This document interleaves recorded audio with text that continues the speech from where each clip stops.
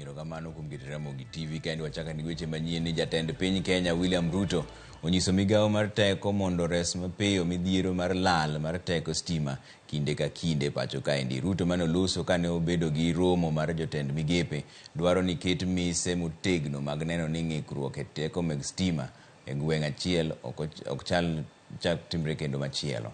Jatend migepe bende nonyiso ni bengi mar ADB ogolo omenda maromo shillings bilion 66 mag siro gedo mar lai mar sitima ma tudo Bomet gi Narok. The preparations of this meeting to your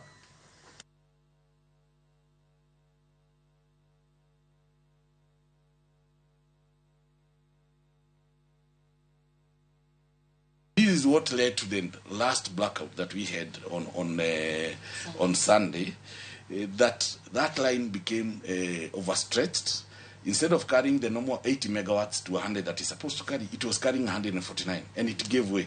When it gave way, Power was trying to get an alternative route back to where it is needed, and that is what caused the cascade of events that led to the national blackout.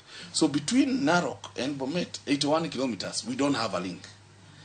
So, and this is a shorter route that will ensure you push power, adequate power, to the South Rift region, to the South Nyanza region, and ensure that we have adequate power stability around that area. So the ministry had realized that it needs to do so.